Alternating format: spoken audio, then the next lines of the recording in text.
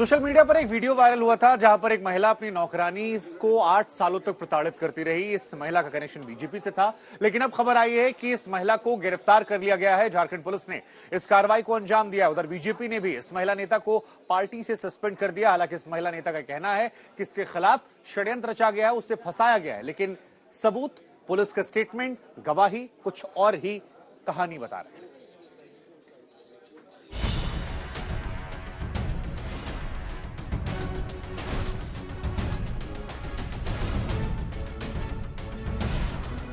बहुत स्ट्रॉन्ग है, बहुत जोर जोर से मारती थी, वो भी लोहा से। अच्छा ठीक है, नहीं सोच कर रोना नहीं, स्ट्रॉन्ग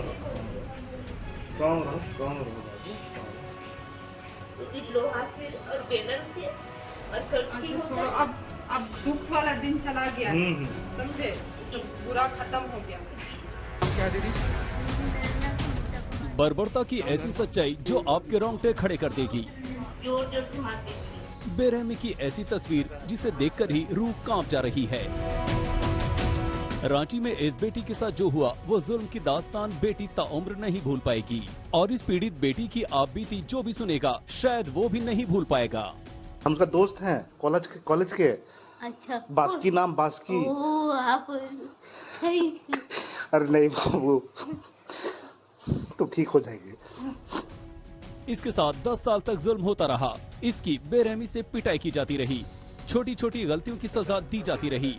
सजा भी ऐसी जिसे सुनते ही खून खौल उठता है। बहुत स्ट्रॉन्ग है, बहुत जोर जोर से मारती थी, वो भी लोहा से। अच्छा ठीक है, नहीं सोच कर रोना नहीं, स्ट्रॉन्ग रहो। वो भी लोहा से और बेलन से और कड़छी होता है। अब दुख वाला दिन चला गया, समझे, जो बुरा खत्म हो गया। इस बेटी की गुनाहगार हैं रिटायर्ड आईएएस की पत्नी और कल तक बीजेपी नेता रही सीमा पात्रा। सीमा पात्रा पर आरोप है कि इन्होंने बर्बरता की हद पार कर दी। शायद अपने रसूख का घमंड था या फिर अपनी दौलत का नशा। जो आदिवासी लड़की 10 साल से सीमा पात्रा के साथ थी, उनके परिवार की सेवा करती थी, सुख दुख में सहभागी थी, उसी लड़की पर सीमा पात्रा का जुल्म सितम टूटा। मारपीट भी होता था जी। कैसे, क्या मतलब नहीं बताइए कुछ। वो जो घर में काम गलती होता था माँ तब मारते।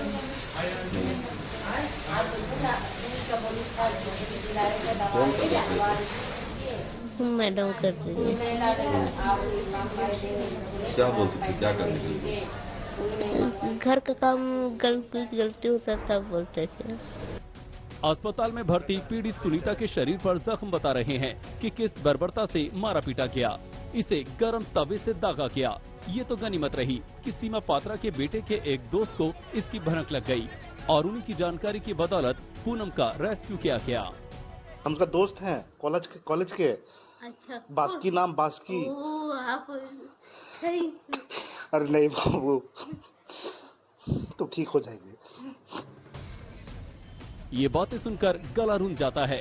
रांची के अस्पताल में अब तक पूनम का इलाज चल रहा है, लेकिन मामले का खुलासा हुआ तो फौरन पुलिस ने केस दर्ज किया और बात गिरफ्तारी तक आ गई।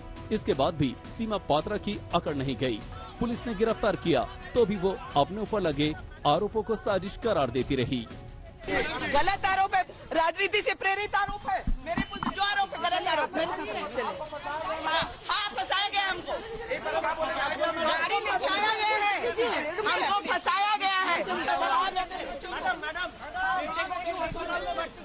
मैं बेकसूर हूँ। सीमा पात्रा चंद रोज पहले तक बेटी बचाओ बेटी पढ़ाओ अभियान चला रही थी। बीजेपी का चेहरा थी। पार्टी ने उन्हें स्टेट कन्वीनर बनाया हुआ था, लेकिन अगर पूनम की सच्चाई सामने नहीं आती तो सीमा पात्रा की असलियत भी छिपी रह जाती।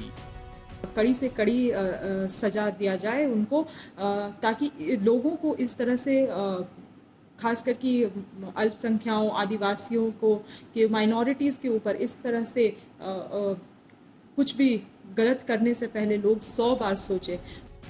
मामले का खुलासा होने के बाद बीजेपी ने सीमा पात्रा को पार्टी से ही बाहर का रास्ता दिखा दिया है।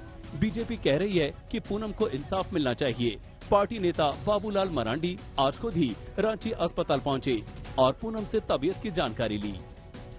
लेकिन मारना कहीं से भी कोई मानवीयता का कहीं भी कोई स्थान नहीं है।